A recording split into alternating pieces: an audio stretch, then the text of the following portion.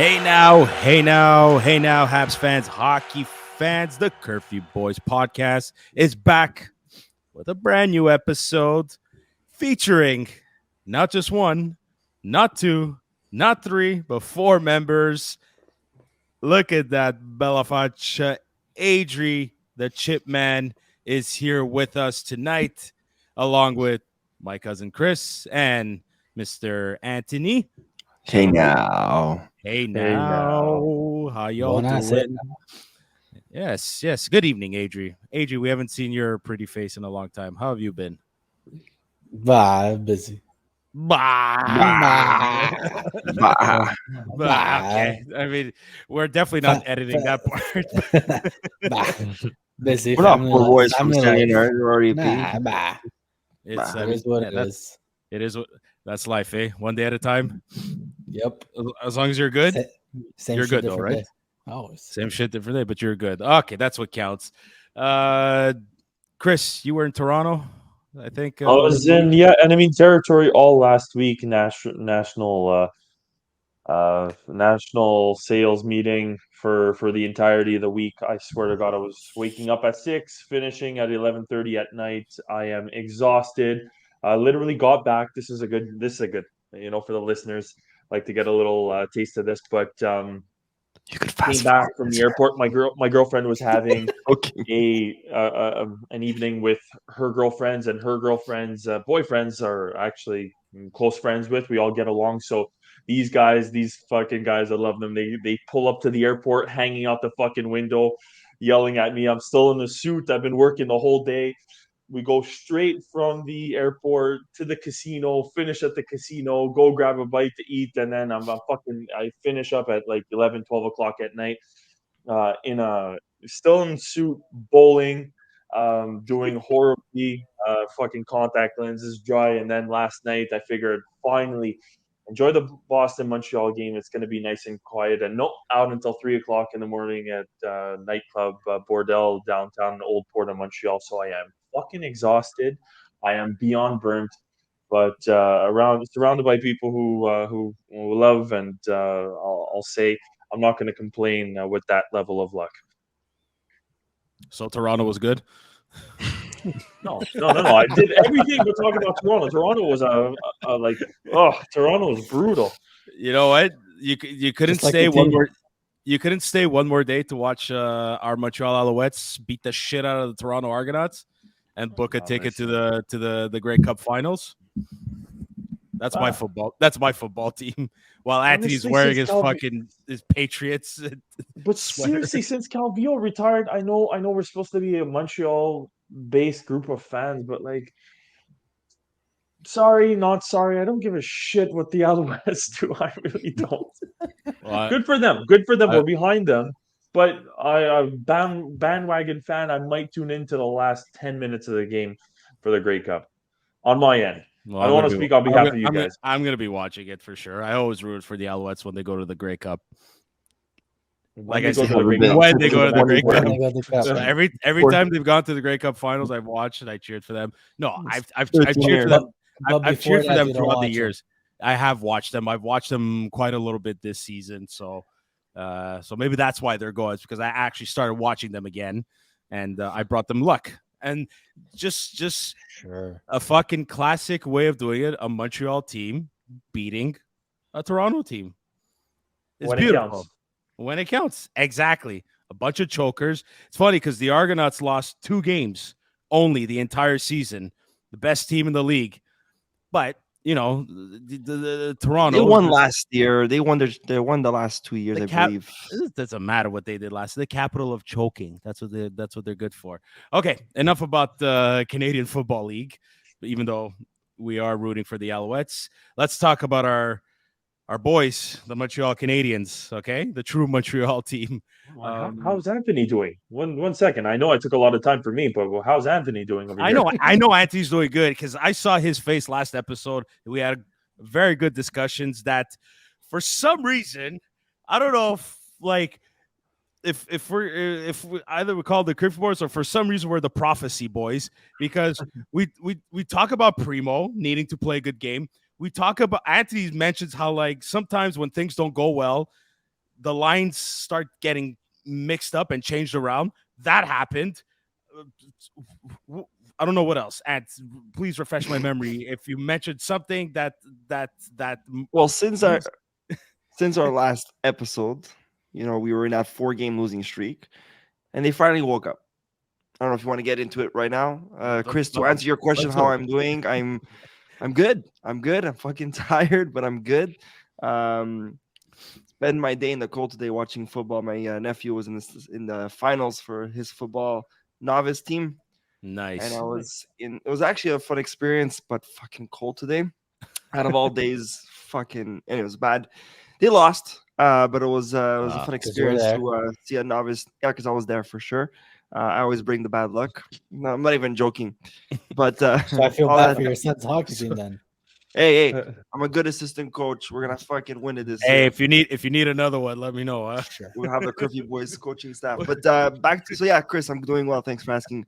Back to our beloved Habs. Since our last episode, I think we're 2-3. No, sorry, 2-1. We're We 2-1. won. Yeah. 2 overtime wins, and then tonight, of course, post game show tonight. I found tonight was a sloppy game, but we'll get there later. Yeah, I really want to get quick to look.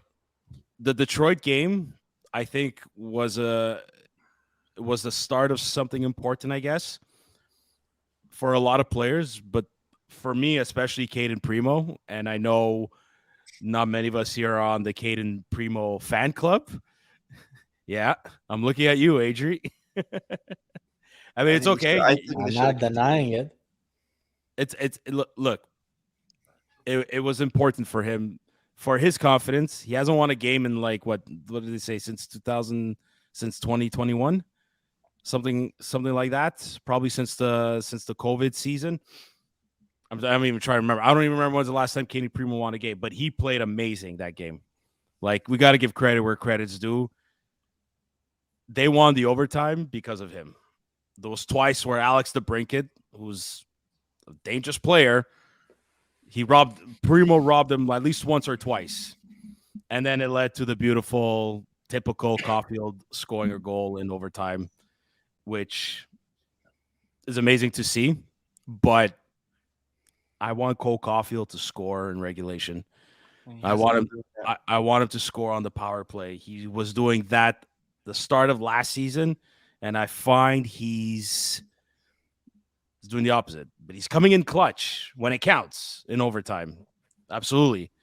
But you know what? Making it too predictable. Too predictable in what sense?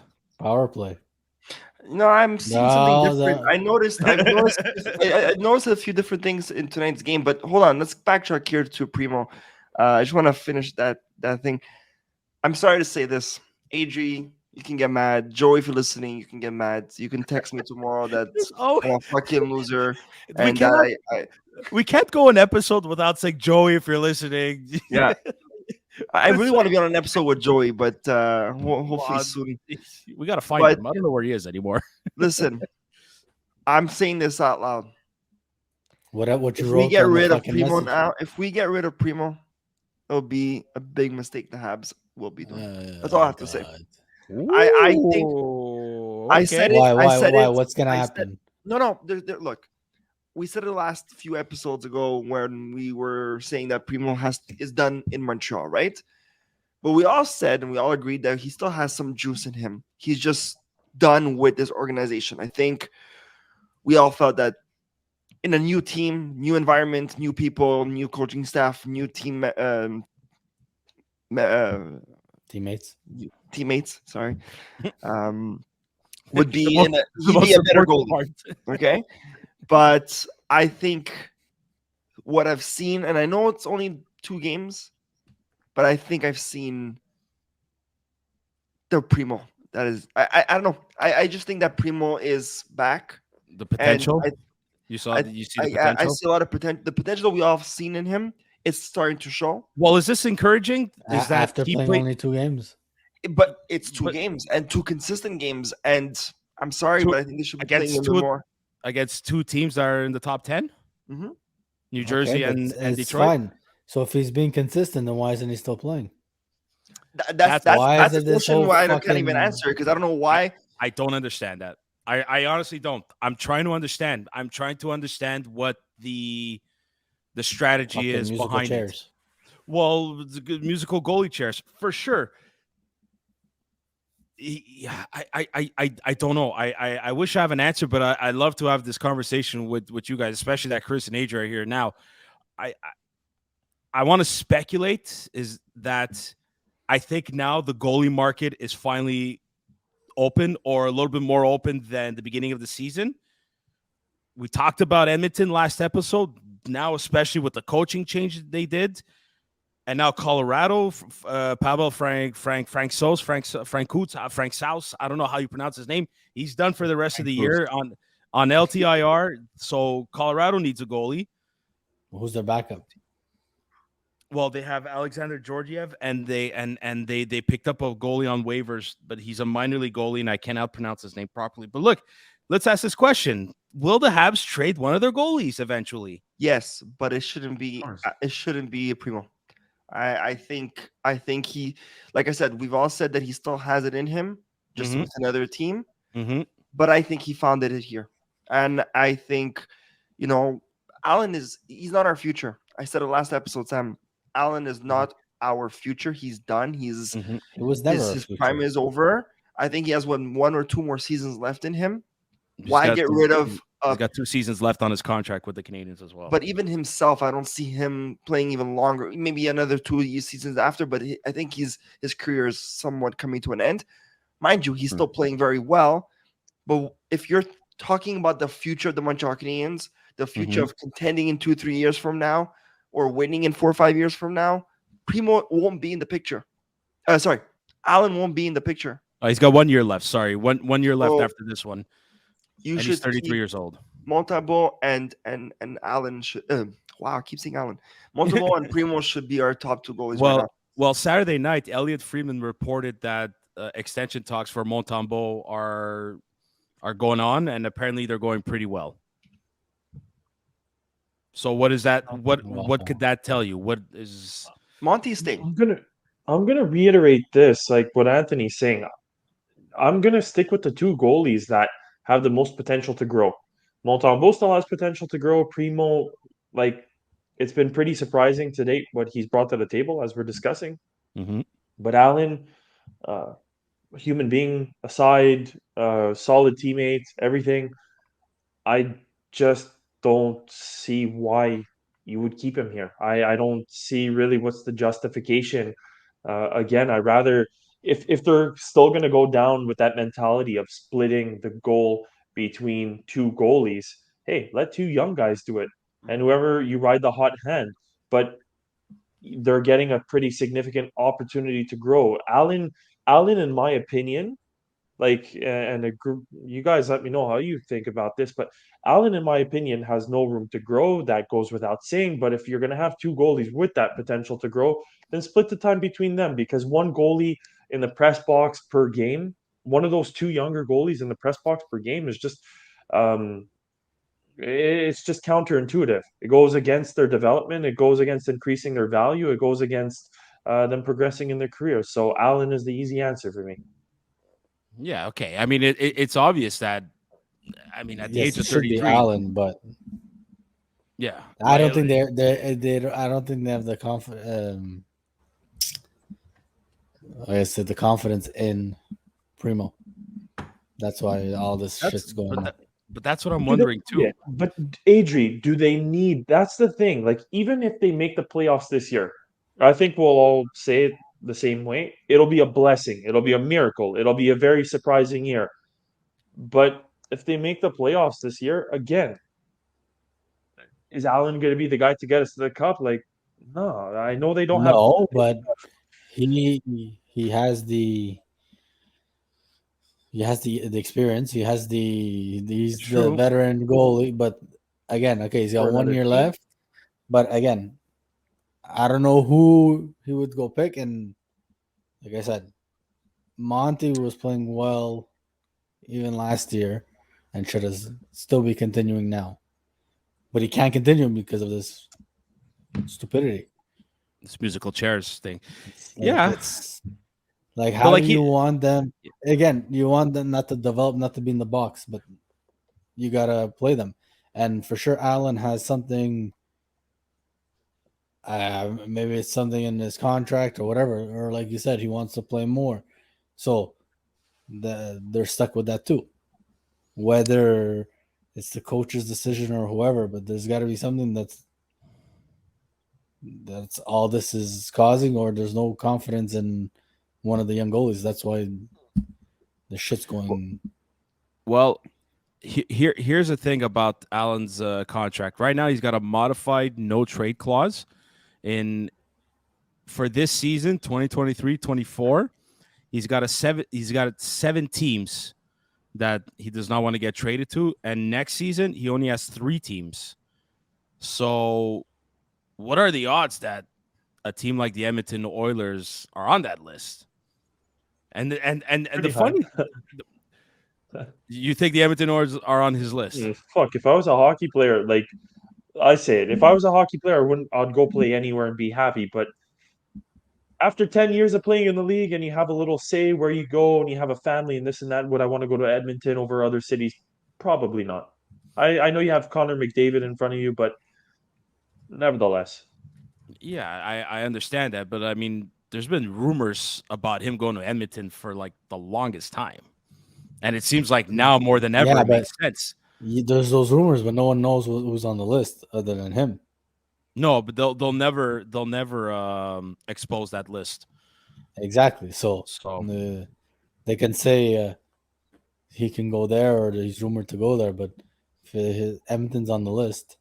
But yeah, then, if like you Edmonton's on said, the list, we're gonna do like Ottawa where they fucking trade Dadonov to a team that he doesn't want to go to, and now they get fucking screwed over. They lost their first round pick.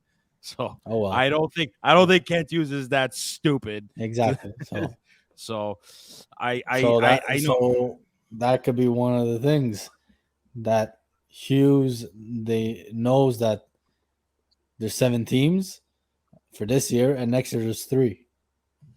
So there's less of a there's more teams to send them to on his last year. Do you think? So? Look, the coming week right now, like we're recording on Sunday, the Canadiens lost to the Vancouver Canucks. Jake Allen was in net. The coming week, another 3 games. Tuesday, a good classical. Classical, yeah, right. A classic Tuesday, Thursday, Saturday games. Tuesday against Calgary, Thursday against Vegas, and then Saturday against the Bruins again. Sammy, I These gotta are all stop away, you. right? I gotta stop you. Sammy, No, this no, is a very important. Oh, hold on. No, hold on. I need to ask you this. Out of those 3 games, do you see Primo getting a start in one of those games? Who knows? No, let's speculate. Speculate. You can't There's speculate 3 with the way shit's going. There's 3 There's goals, 3 so yeah, games. they're gonna put one in each fucking team. The crazy thing is, This is what I'm thinking. I'm actually thinking one goalie for each of these games, but now I'm trying to And that's decide fucking which. stupid. How do you No, want it's these stupid. fucking teams to grow? How do you want these players to work? Like, makes no sense. no, it makes zero. No, and I agree with Adri, but the crazy thing in all this, we're what 15 game now, or 13 games in, 14 games in, and all 3 goalies are performing very well. It's not like one is being worse than the other. You know what I mean? They're all playing very well.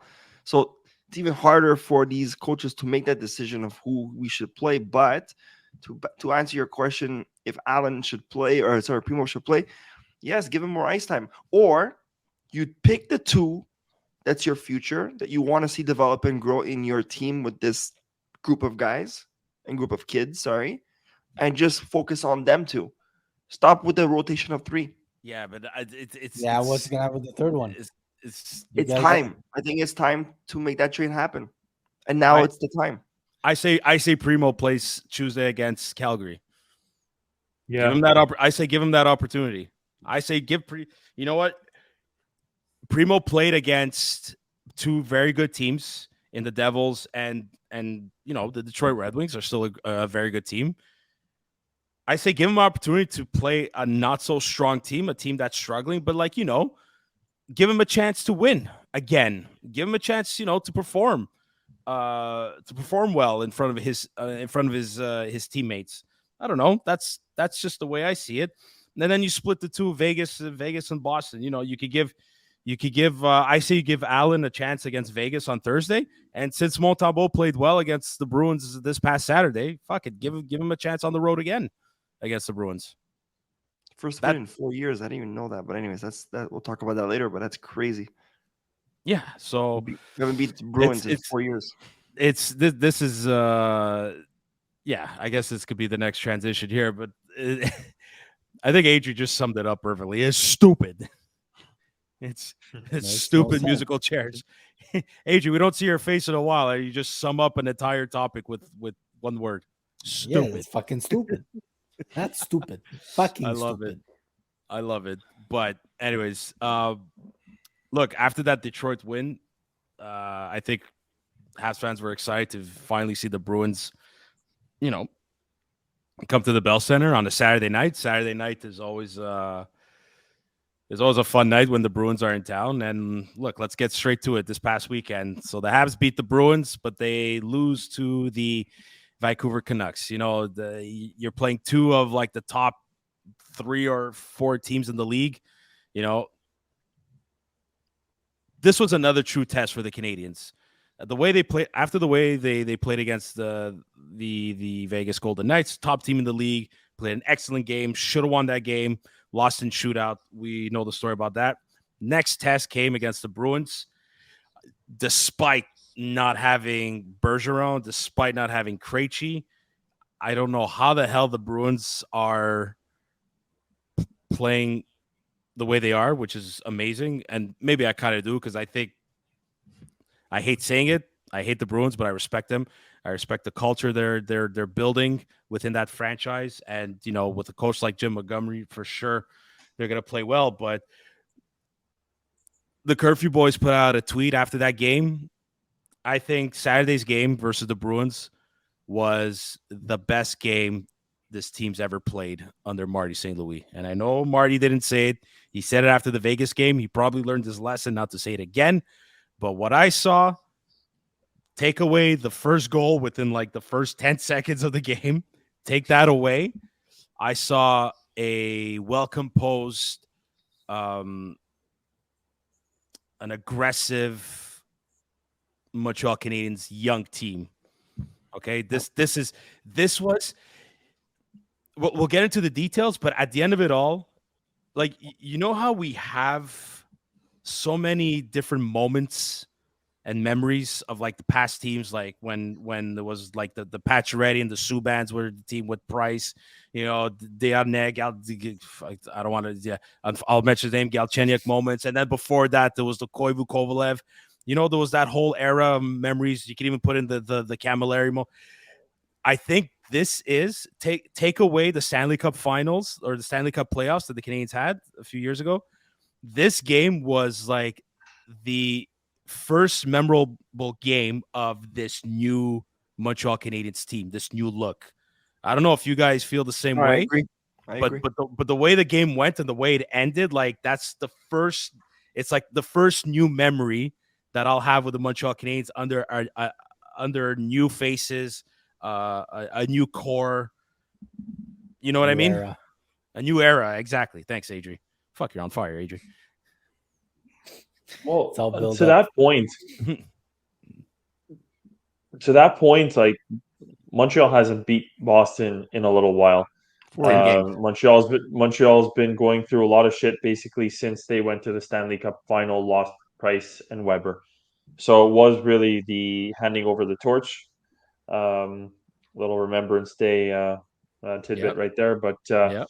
that being said, this team has changed, and this team has been pretty rough all around. And what you're saying, Sammy, it's funny. Like I don't quite have the words, and I'm gonna do my very best not to ramble here, but it's just the passing plays, what's going on the ice, Mm-hmm. the organization, the organization on ice of what the players are doing and how they're following through with stuff. It's finally coming together, and I think I think especially like I want to compare it to that Vegas game, like the Montreal Boston game Hmm. yesterday, Hmm. as compared to the Vegas game. Um, it feels like since they went to the Cup Finals, I haven't really remembered a game that they haven't stolen against a very good team. Like there have been Yeah. games that they've completely they robbed the other team. The other team deserved the win, but Yeah. very, very rarely have the Canadians been like, holy shit, this is a back and forth game. This Yeah. is entertaining, and they deserve to be in the game, and they Hmm. are in the game, and Hmm. everything is going through, and that's kind of that's kind of what's resonating. I think I do agree with that statement. I don't know if I will attribute it only to the Bruins Canadians game, but like it feels like it's finally starting to come together. I'm finally starting to see the light and actually saying like, okay, no, this is why I have confidence in believing that this is going to be a good team. And like you said, they're putting their individual stamp. The players that are going to be the core members are really starting to put their stamp on things more and more. And and yeah, it was an absolutely memorable game. We're going to go full circle. It was a memorable game because it's been a while that a Montreal Boston game has even truly been competitive. And Yeah. those That's true growing up, too. those I think were some of all of our favorite games to be Hmm. watching. Always very tense and very close. I thought the one standout for me, like on top of everything, like fuck, Arbor Jack, I was meant to play against the Bruins. I fucking Oh he man, played he a dished out great hits. game. He dished out quite a few hits, and there were big hits too. Absolutely. I didn't know Lucic was injured, or I don't know if he was. I'm pretty sure he Oh was yeah. injured or not a healthy scratch. So I was waiting for to see if we're going to see a Jack-Eye Lucic tilt, but it didn't. Obviously, it didn't go down that way, and that's okay too. But yeah, I totally agree. Jack-Eye played. I thought he played a very very solid game. I think Nick Anthony here another thing you mentioned, another player you wanted to see wake up, Nick Suzuki. Yes, but then he fell asleep again tonight. So He wasn't the only one, but come on, come yeah, on. no, no, but Against yes, against Detroit, against the Bruins yes, too, man. Like yes, Nick yes, yes. Suzuki finally played like the captain, Yeah, and that. he was amazing against the Bruins. No, no, and I was happy to see that the last two games I saw that everybody was putting in their effort, and like Gallagher's still on that streak, and I'm loving it. I'm loving I'm it. loving it too. They said it in tonight's game. Like Gallagher is playing like the old Gallagher. I'm sure it's burning He joy kind of right is. now, but Joey will never admit it. He won't message us in the group but chat. he is I playing I like the old Gallagher as long as he continues staying healthy, and it's also Yeah, his line mates. He's playing with the right people. His yeah, true style of too. play. That's true too. I owe Gallagher. Look, I've been almost as hard on Gallagher as Yes, Joey you has have. been. And I have to say, I had zero expectations that Gallagher could actually pull this off. I've been worried about his health, and I actually just had no faith that he would stay healthy. And to date, like serious tip of the hat to you, Brendan Gallagher. Um, there's nothing. Look, it's a win-win for a fan, and I have to say, it's a win-win for a fan. Hmm. But similar to when Carey Price shut this fucking city's mouth up about him being a bust and no good, then he goes out and he wins all the seasonal trophies. Gallagher's a little bit far away from achieving that, but for a guy who we didn't even think would pot 10 goals, he's already halfway there. He's got the same number of goals as Caulfield. So for everybody in the city, let's call a spade a spade. Gallagher has been disappointing for the past few seasons. He still this season has a little bit of difficulty keeping up with the pace at times and making passes, but he's a lot better than we expected to be, and it's not so difficult to swallow the salary this year. So good on you, Brendan Yeah, Gallagher. he scored Happy 8 for you. goals last year, and he's at 5 right now. Yeah. Exactly. 8 points He in might 14 games. I mean, he's on a good that's pace. that's good. That's good, all things considered, for him and where he's at in his career, his health, like health wise, and even contract wise. I get it. It's not the contract we like, but considering where he's been for the last 2 seasons, which is was most of the time in the infirmary. Like now he's on the ice and he's staying there and he's performing. The goal he scored on against the Bruins was a classic Gallagher type goal. And my God, like that just that just sparked. That was the spark they needed to fucking set the rest of the game on fire. Like very very bad metaphor I'm using, but you guys know what I'm saying. Yeah. And it was awesome to see. And look, I'll get straight to it. We all love seeing Caulfield score an overtime goal, the game winner. But when Gooley got that goal, I jumped out of my seat. I literally went ballistic. And as I much was as I so love happy. I was so happy to see Goalie, but it was so disappointing that Anderson didn't score it because he's still looking for that Oh goal, my and that would have God. been I feel But so bad. but at least you see he's doing everything he can. he's So doing I everything, even it's know. tonight. I know. it's I coming. know. Oh man, It might come at the like end of the season, but it's coming. I feel, dude. I feel for Anderson, but just real quick, like I really thought Caden Gooley deserved it. I think he played his best hockey game of his life against the Bruins. He was so awesome, and he deserved that goal. A guy that doesn't get any power play minutes, which I still believe Oh, we he have to should be talk about getting. that. He should be getting power play minutes. And like, look, they're in the middle of the pack. They're 12th in the league right now in power play. It's good, but you gotta give him that chance, man. If he's gonna be I keep saying this, I sound like a broken record, but if he's gonna be our potential number one, he's gotta play on the power play. And now like it's so funny how like we were all relying on Mike Matheson to be that defenseman in overtime, and even him, he almost scored a fucking Fuck. beauty. Mhm. He fooled He just everybody. went. Yeah. Dude, he just went and everyone just stood still and like, oh fuck, there he goes. Oh my God, if you would have scored that one, that would have been the highlight of the night. But now they know they have a defenseman like Caden Gooley who can participate in the offensive rush. He's the two-way defenseman that we were But who's on waiting the for second since wave? Markov. I think it's still Arbor Jacki.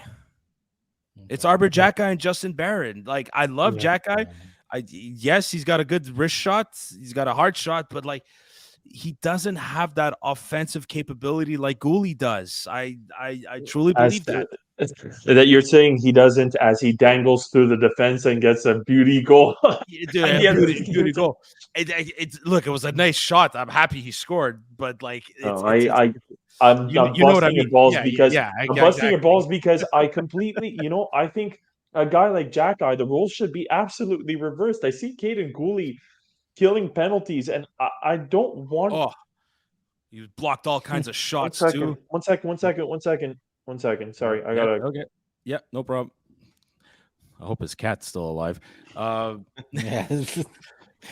No, Doesn't seriously, sound well. that it didn't That's look yeah. good too. Like Yeah, but no, seriously, like Caden Gooley was an absolute beast on that penalty kill. How many shots did he block? no, he I was don't a know. wall. He was a wall. I'm sorry about that, guys. I literally heard a scream, but I really wanted to finish that thought if that's okay. Um, No problem. typical, like a bug in the house type thing. I thought there was a problem You with your. you would I thought it think was the like cat. World War III had been. I thought it was the cat. I thought it was a problem with the Yeah, cat. well, it sounded. Oh, anyways, Yeah, all okay. to say, going back to it, like I don't want Caden Gooley to be blocking shots and risking injury. I also think Arbor Jacka is the kind of guy that you want to have clearing out the front of the net on the penalty kill. Like I think it's just a natural fit for him, but the roles seem to be inversed. But on that front, like I don't want to completely change the topic, but when I said, can we please dive into that and talk about it a little more? Mhm. I don't like some of the lines. I genuinely don't like these lines. They're scoring. There are a few things that are clearly working. You're mentioning like, okay, the Canadiens power play 12. Well, who's playing with who? I still see Caulfield playing with Suzuki on the power play. I hate Caulfield and Suzuki split apart for the rest of the game. I Yeah, think but then Suzuki Smith is is playing with actually Newhook and Anderson do not fit with Suzuki whatsoever. That's my opinion. That's my take. You criticize whatever, but I do not see that fit. And I think there's a lot more magic that just naturally happens when you have Caulfield and Suzuki with one another. I would actually love I would love, like, for some strange reason, Slavkovsky is playing really, really well with Caulfield. Fuck, bring the boys together. Caulfield, Suzuki, Slavkovsky. Some people might say, oh, no, he doesn't deserve it, doesn't deserve it. Seriously? For those fucking people who are shitting on Slavkovsky, that's the next one that everybody's shitting on. Slavkovsky, oh, he has to go down, he has to do this. Like, he's honestly been a very impactful player. He's been in the right position. Yes, he's fumbled the puck, but compared to what we've been seeing with him, if he was able to make that much progress in a few games, let the kid keep going. Fuck, don't put the stick in the wheels right now. So line changes, get the skill player with the skill players with the skill players. I'd also, if Slavkovsky is not going to be playing with Suzuki and Caulfield, then I don't understand why Dvorak can't switch with Monahan. I know you're going to say, oh well, Dvorak, Gallagher, Pearson, But and it is. Yeah, Monahan are doing well, but I think that's No, Monahan. that line cannot be touched. Gallagher is finally playing with the right style of players for his style of hockey, and it's working. He's putting in the points. That line cannot be touched. But I do agree with your statement of like these line changes. We said it last episode. It's not like they just keep changing and not nonstop instead of just keeping it going. The magic will not spark like this. You got to build the chemistry with, especially we're a young team. We're not putting a bunch of talented players who are experienced and okay, let's they're gonna spark a light today and play and score 10 goals. No, they need to start building chemistry. But Yeah. you saying Suzuki and Caulfield should play together. I mean, that's the ideal line, right? We love them together, but them being split up the last two games, it worked. It worked. Yeah, it did. It did work. It did and it didn't. Well, you know what? It worked in a way that When did they it score the shows that they goals? can Power play. play. Yeah. There were power play goals, and they have been again a lot better on the power play, but they're playing together on the power play. Lo and behold. And then in overtime, when Caulfield's getting those goals, who is he playing with? He's playing with Suzuki again. Well, you can't put New Hook back at center. That's for sure. Absolutely not. You cannot put New Hook. Absolutely not. New Hook. Actually, here's the thing: New Hook looks good with Suzuki, and Slavkovsky looks good with Caulfield, like you said. Against the Vancouver Canucks, I thought this was one of Slavkovsky's best games in terms of consistency and creating chances. Yeah. I don't think I'm trying to remember if he had at least one bad shift. His first shift, a 2-on-1, you could tell he's still struggling with the decision making in terms of, do I make the pass? Because he's always thinking pass first. Like I could tell the kid he wants to make a good pass first instead of shooting. When you have not to blame him. When you have Caulfield on the other side, I don't blame him. But it's okay too. But like my point is that like if you're gonna go with whatever decision it is, just do it. If you're gonna make the pass, make the pass. If you're gonna want to shoot, shoot. I'm sure he fanned on the shot because he was 1,000% hesitating on what to do. The shift after that, he was in the slot, going for a shot, fanned out. It was half a fan and half it got blocked. But like you could tell as the game was going, he had a bit more confidence after. He was creating chances. When he parks his ass in front of the goalie, something's gonna happen.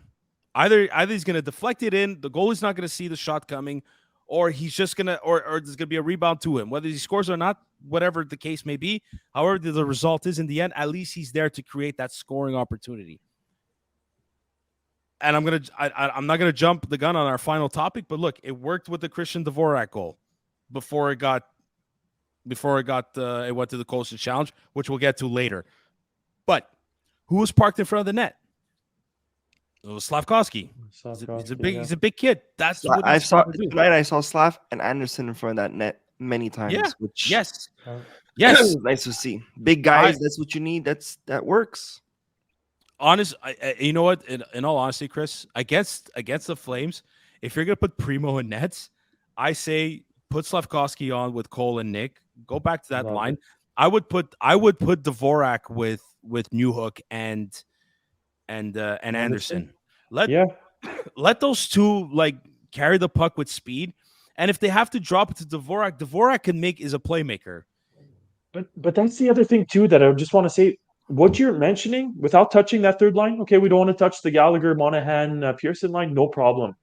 But hardworking players Dvorak, Anderson, and Newhook versus your top end talent.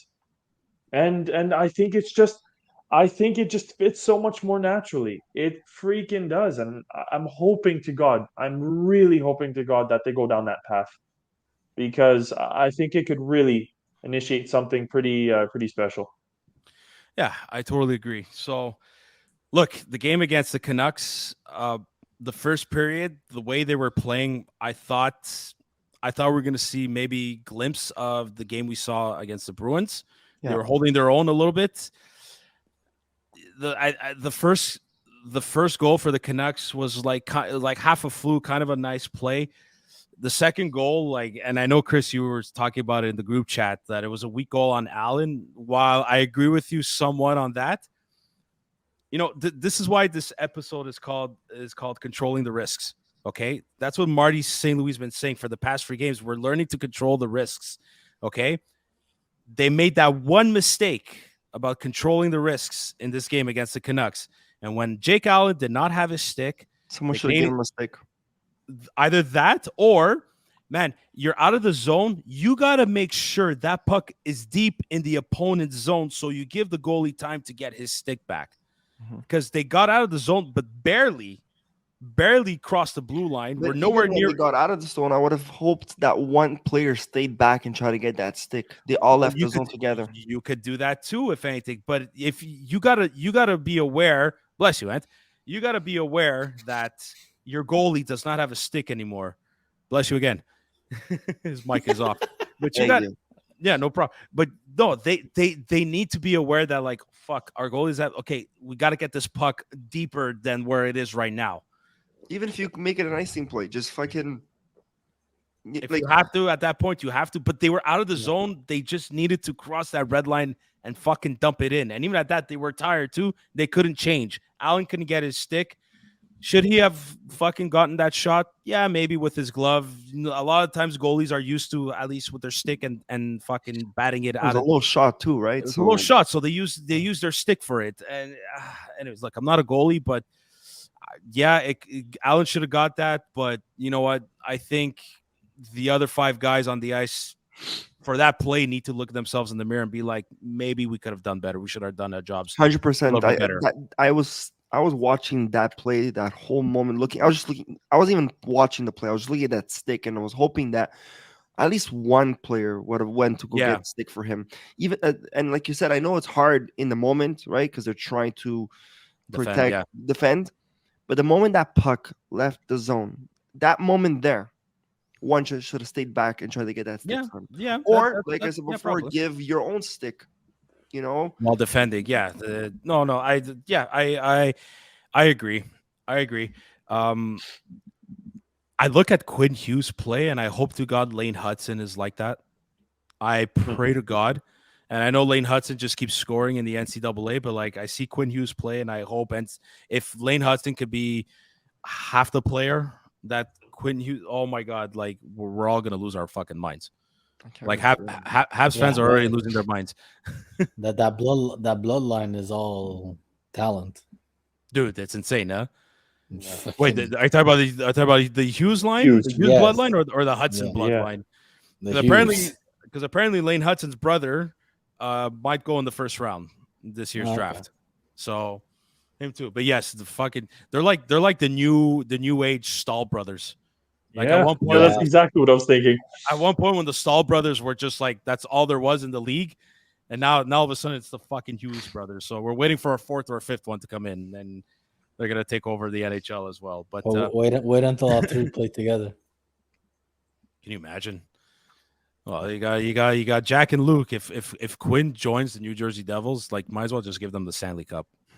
Fuck it, just give it to them. What was Okay. wrong with the Blades tonight? It was Gallagher and Suzuki that lost their skate. Dude, I know blades Suzuki. twice. Dude, I thought Gallagher. I thought he was struggling to get up because he got hit in the head. Like he looked like he went face first at the edge of the boards, where the edge of the boards and the glass meet.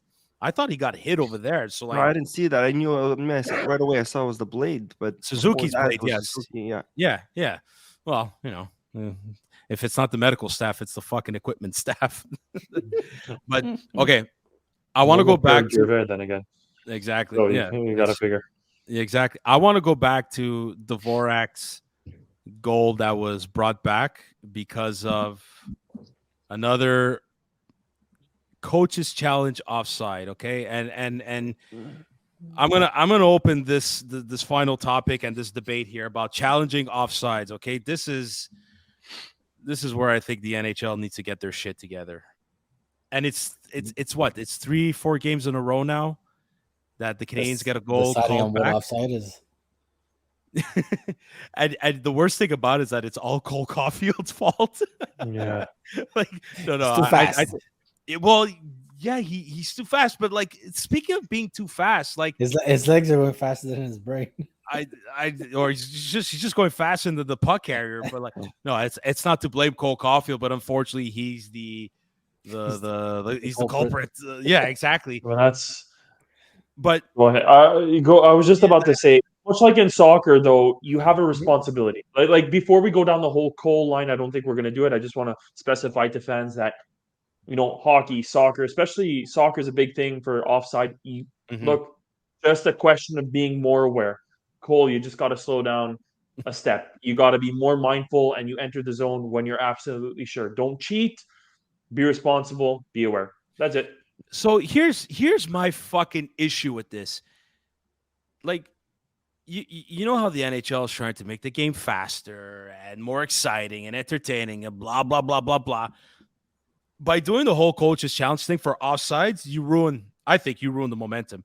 But here's my fucking problem. And I know I might sound biased because it's happening to the Montreal Canadiens, but if we were to do a coaches challenge against the opposing team and we got it, we would be happy. Yes, fair. But here's my thing. If you can't make a coach's challenge on a penalty that the official missed, then why the hell are we doing coach's challenge on offsides that linesman missed?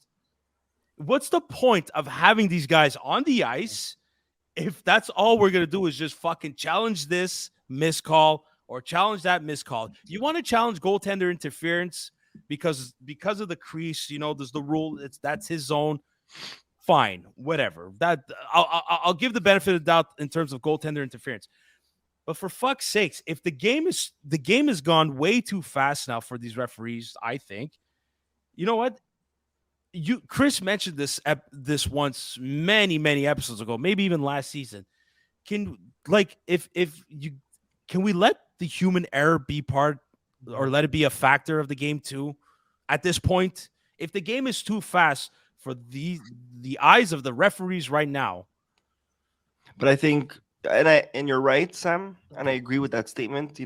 If we're gonna start putting challenges on a missed offside, then once you do a challenge on a missed penalty.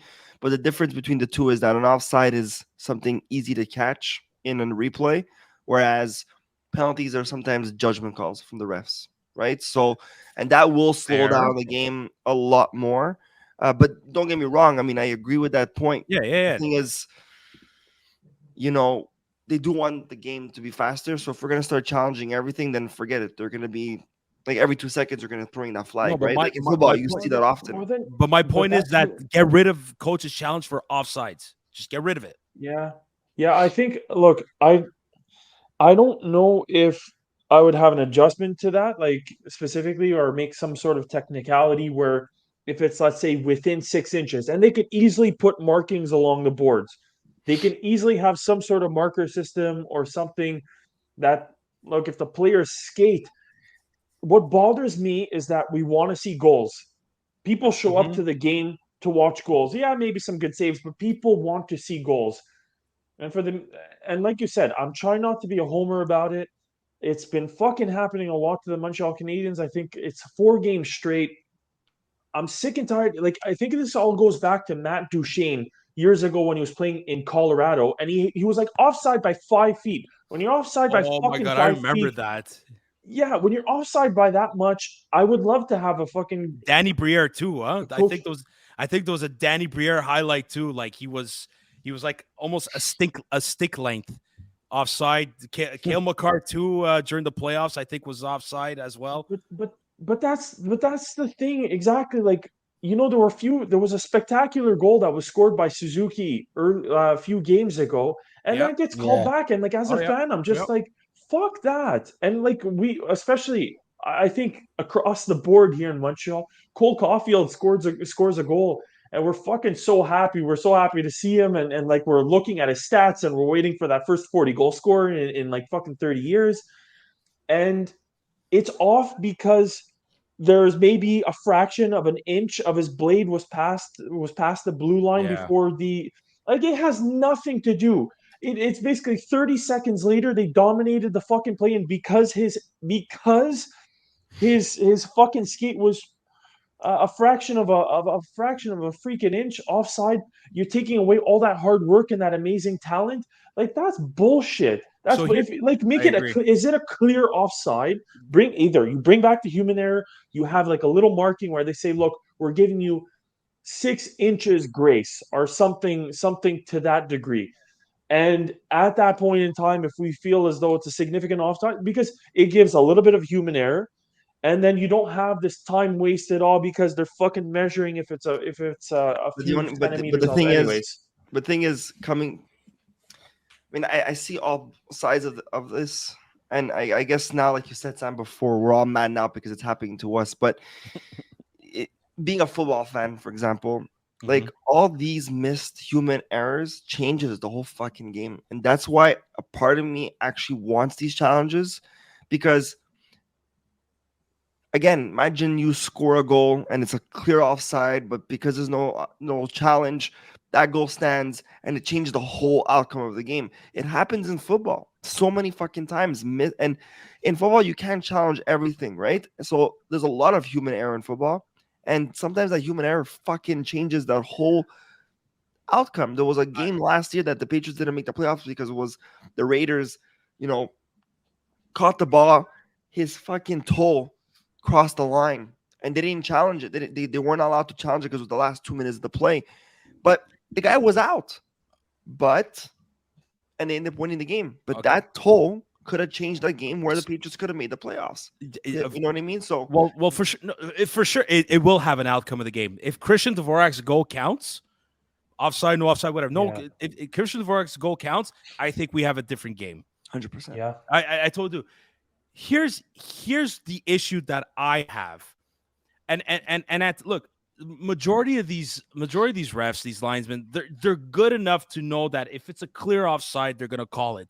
But if it's so close within inches, there's that, because these players are going way too fast. Number one. Number two, you're calling, like, the goal happened a minute and a half Okay. after. that's what I'm saying. So It's a minute and a half after. Like, at that point, and that's like, where I agree with you now. So you know we what I mean? had- So let me just finish this. Like, Or so maybe a time delay. so maybe a a time time delay.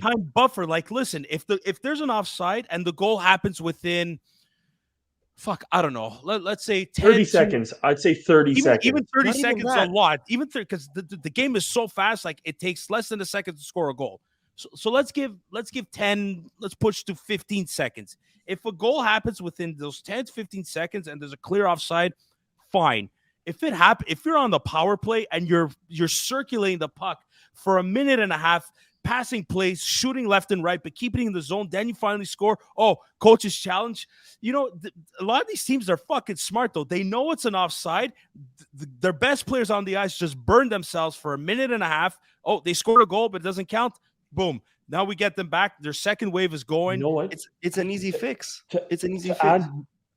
add to like the ruling, I like the time buffer, like the timeline. Basically, if you have 15 seconds and whatever.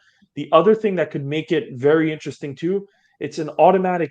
If the offensive team turns over the puck and the defensive team manages to get control of the puck and then loses it and it doesn't leave the zone, Oh, then that's that sounds another interesting. technicality where you're I just think that like sounds it has I no even have a consequence. better way of handling this. Stupid, but it might even work even better. That's AJ's word. Call this episode stupid. No, but the sport has evolved so much where why don't you have a ref not in the stands, but upstairs, But there watching is the one. game, There is one though. headphones, headpieces. If there's a specific ref up there watching all the plays, if you know there's an offside that happened and occurred, instead of making the play go on a minute and a half before that goal You call happens, the ref and be like, "Hey you call man, the ref, that there's an offside right now. Call it. stop the Stop play." the play immediately. And then everybody's like, "What the fuck happened?" And then he goes, "Oh, it was offside." But again, won't that kill momentum as well of the game? Yes, but it kills even more when you played a minute and a half more yeah, for that goal, and then you go back. absolutely. Look, there's no easy solution for this, but I just find like, and again, we're only watching Montreal Canadiens games, and it's happening to us.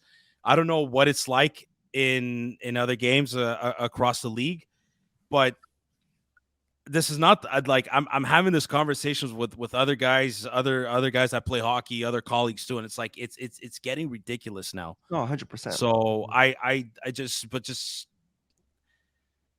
yeah, I don't know what else to think of this. Like I said, I'll go back to you could stick with the goaltender interference, fine. Take the But- tablets off the bench. Yo, Chris Nyland would love you right now. It's as simple as that. Take Then the the coaches tablets won't. off the bench. That's the smartest thing you've said all night, or anyone has said. Why stupid's not good enough? But like, well, stupid's good. But like, I mean, the opposites. Your opposite statements are attracted to each other. It's true. Take those tablets out. It doesn't. To be 100% honest, it doesn't really have any consequence because you still have, and this has happened for years. You have the other video coach who's not on the bench, Yeah, that's who's true. But calling that's in fine. the earpiece. So like I know, but I'm just saying I don't have any problem.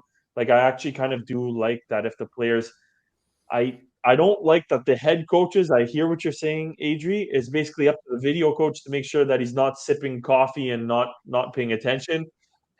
But like I do also like when, let's say, the players screw up on a play and they want to revise something that happened over the course of the last play. Okay, next time we're on the ice, you're here, I'm here.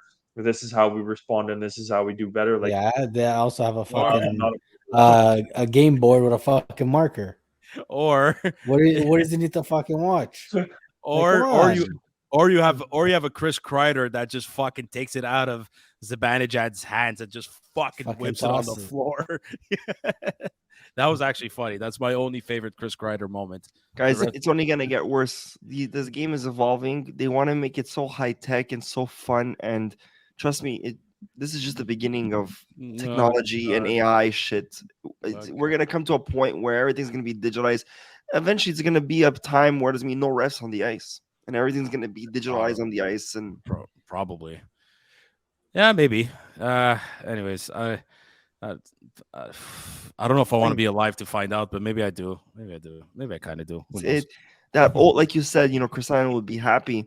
Of course, he'd be happy because he comes from an era where it was old school, rough, raw hockey. Right? Everything was raw. It was on the spot. There's no fucking challenges. Guys were If tough. you score, you score. If it's a goal, it is what it is. There's no turning back time. It is. You move on and you move forward to the game, and whatever And you the outcome fight. is, the outcome is.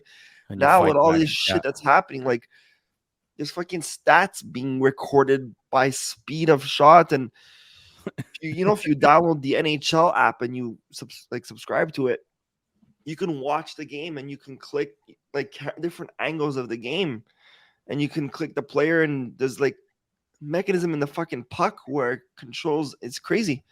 I'm telling you, it's evolved so much where all these complaints that we're having right now, that we're just having this discussion, it's just gonna get worse. We're gonna be dinosaurs. This conversation is gonna be fucking fossilized, a fossilized dinosaur conversation when that time comes. But that's all I got. But the That's kids all I have to today, say. Yeah. the kids today are enjoying this.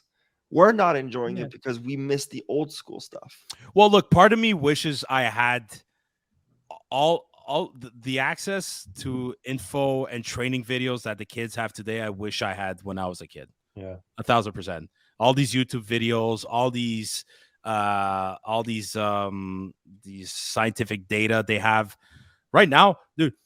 When I was growing up, and even when we were teenagers playing hockey, even when you guys used to play soccer and all that, man, there was never a discussion about the recovery.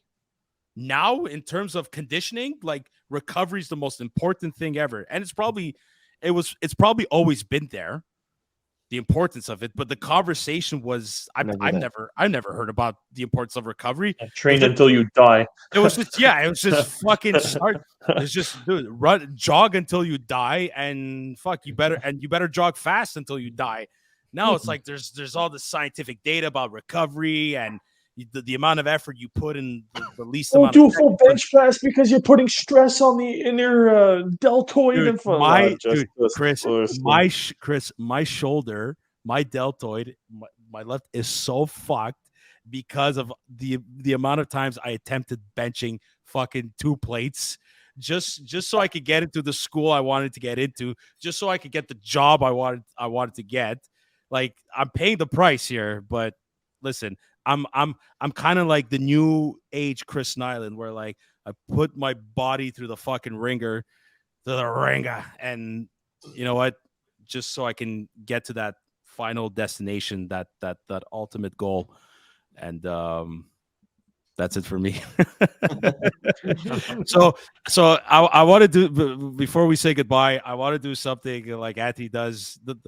If to our listeners and our viewers, if you've lasted this long into the episode, the word of the episode or the word of the day is stupid. Yeah. Okay? You got to say it that way Adri said it. Is stupid. Fucking stupid. So you have to say it should be both. Send us a DM on Instagram or leave a comment on our YouTube channel, our YouTube page. Stupid. Stupid. STOOPID. Or whatever. Stupid. There you go. All right, boys. Let's wrap this up. I had a great night with you guys. To our viewers and listeners, I hope you enjoyed the fun as well. Please like and subscribe to our YouTube channel. It is free. Help us grow this page. Help us grow this Montreal Canadiens fan community. It's like I said, it is free. Tell your friends about us. Spread the word. We're also on Apple Podcasts, Spotify, Google Podcasts, any podcast platform. Instagram is where you can get a hold of us if you have any comments or any concerns. You can always reach out to us. We're also on Facebook. Facebook. I'm tired too, boys. Facebook, TikTok, Twitter. I think we're on Threads if that app still exists. We're on all of them, I think. But Instagram, YouTube is the best place to reach us. Leave us an honest rating and review. Adri, it was so great seeing you again. I'm glad you're doing well. Anthony, you too. Chris, welcome back from enemy territory.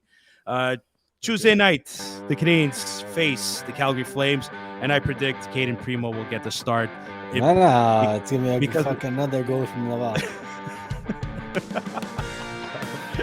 Dude, you're on fire tonight. What the hell did you eat?